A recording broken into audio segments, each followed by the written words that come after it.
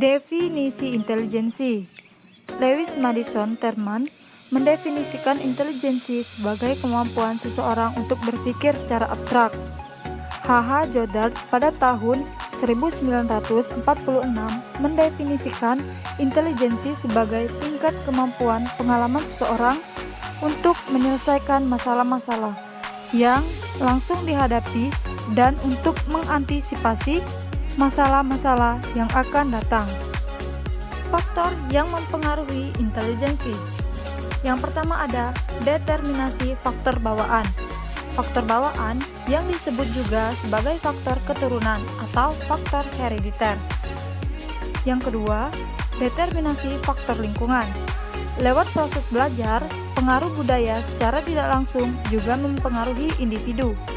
Standar dan norma sosial yang berlaku pada suatu kelompok, budaya, tempat individu berada akan menentukan apa yang benar dan apa yang salah, apa yang dianggap baik dan apa yang dianggap buruk.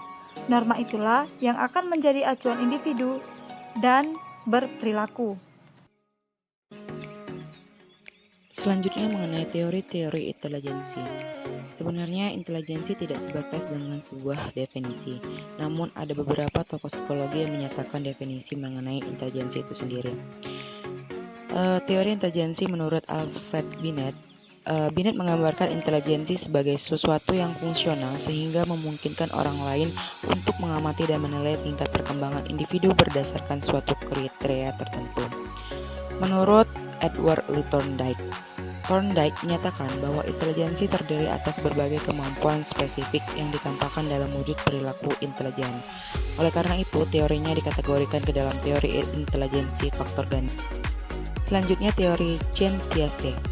Teori intelijensi yang menekankan pada aspek perkembangan kognitif, tidak mengenai struktur intelijensi semata-mata. Untuk pengukuran intelijensi, ada dua yang dapat kami sampaikan dalam presentasi kali ini, yaitu skala Binet-Simon dan skala Wechsler. Skala Binet-Simon adalah alat yang dirancang untuk mengukur ketajaman bayangan, ketahanan dan kualitas perhatian, ingatan, kualitas penilaian moral dan estetika, dan kecakapan menemukan kesalahan logika serta memahami kalimat-kalimat. Binet yakin bahwa aneka kemampuan tersebut berhubungan satu sama lain dan menjadi dasar intelijensi. Selanjutnya pengukuran intelijensi menurut skala Wechsler. Tes intelijensi yang dirancang khusus untuk digunakan bagi orang dewasa. Tes tersebut terbit pada tahun 1939 dan dinamai Wechsler Value Intelligence Scale atau WBIS, disebut juga skala WB. Baik, selanjutnya saya akan menjelaskan definisi bakat. Bakat merupakan kemampuan khusus yang menonjol dari berbagai jenis yang dimiliki seseorang. Seseorang umumnya memiliki bakat tertentu terdiri dari satu atau lebih kemampuan khusus yang menonjol dari bidang lainnya.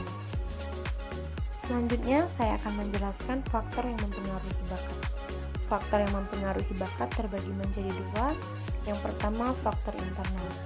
Faktor internal terbagi menjadi dua macam. Yang pertama, faktor kepribadian. Keadaan psikologis di mana perkembangan potensi anak tergantung pada diri dan emosi anak itu sendiri. Yang kedua, faktor bawaan atau genetik merupakan faktor yang mendukung perkembangan individu dalam bakat sebagai karakteristik yang diwariskan orang tua kepada anak dalam segala potensi. Yang kedua, faktor eksternal. Faktor eksternal terbagi menjadi dua. Yang pertama, lingkungan keluarga. Keluarga adalah unit atau satuan masyarakat yang terkecil. Tidaklah dipungkiri bahwa keluarga tidak hanya terbatas selaku penerus keturunan saja, tetapi juga melahirkan individu yang memiliki bakat yang luar biasa. Yang kedua, lingkungan sekolah.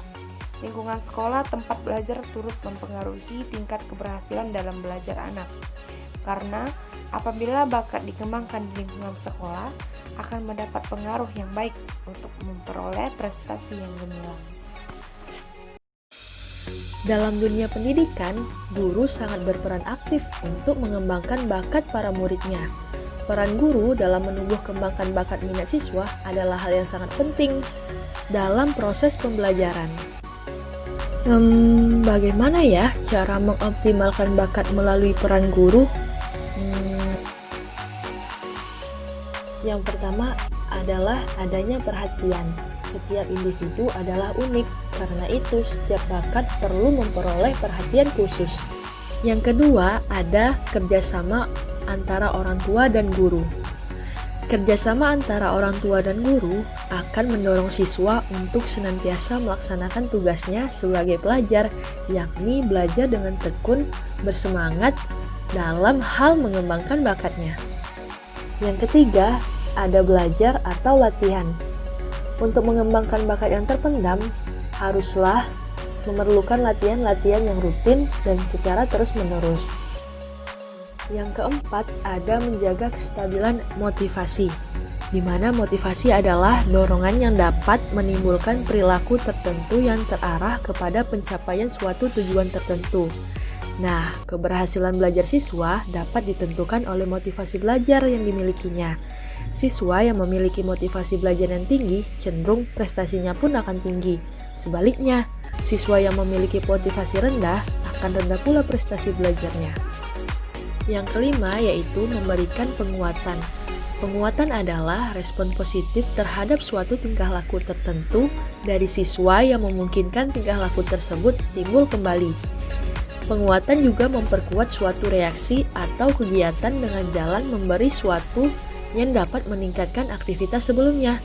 Nah, dengan memberikan penguatan dalam bentuk perhatian ini dapat membangkitkan semangat siswa dalam mengembangkan bakat yang ia miliki.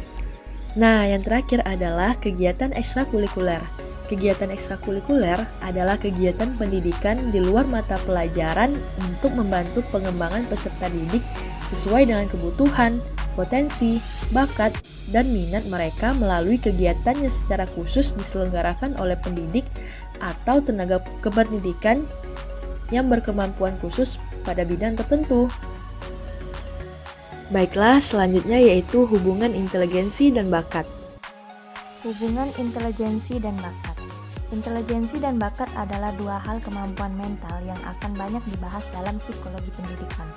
Meski masih banyak kemampuan-kemampuan mental lain yang ada dalam diri manusia, intelijensi merupakan salah satu faktor yang menentukan prestasi seseorang. Intelijensi yang dimiliki seseorang ditentukan oleh bakat bawaan dan faktor lingkungan. Sedangkan bakat merupakan suatu kemampuan potensial yang dimiliki oleh seseorang. Bakat dapat diartikan sebagai suatu potensi bawaan yang masih harus dikembangkan dan juga perlu dilatih sehingga dapat menjadi suatu potensi yang baik untuk modal seseorang di masa yang akan datang. Bakat dan intelijensi jelas ada hubungannya. Menurut para ilmuwan, siswa-siswi yang memiliki rentang nilai IQ yang tinggi merupakan orang-orang yang berbakat tinggi juga, memiliki talenta yang lebih daripada siswa pada biasanya. Sedangkan menurut Agniola dan kawan-kawan, intelijensi dan bakat merupakan salah satu hal yang mempengaruhi prestasi akademik seorang siswa. Tingkat tinggi dan rendahnya intelijensi dan bakat dapat diukur untuk dapat memudahkan seseorang siswa mengetahui cara belajar dan talenta serta kemampuan yang dimilikinya. Rata-rata siswa dengan keterbakatan yang tinggi juga memiliki tingkat intelijensi yang tinggi, sehingga dapat memudahkan dirinya untuk dapat mencapai keberhasilan dan memiliki kesempatan lebih besar untuk menjadi sukses di masa depan. Pengaruh intelijensi dan bakat dalam pendidikan. Intelijensi dan bakat sangat mempengaruhi prestasi akademik siswa karena memiliki modal potensi yang memudahkan siswa untuk dapat memahami informasi dalam belajar, sehingga dapat menghasilkan prestasi akademik yang tinggi dan optimal.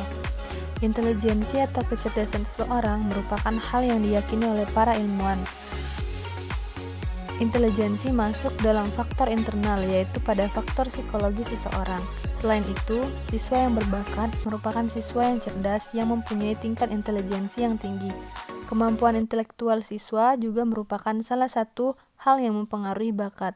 Intelijensi dan bakat merupakan faktor utama untuk dapat meraih kesuksesan di samping banyaknya faktor lain yang mempengaruhi suksesnya seseorang di masa yang akan datang.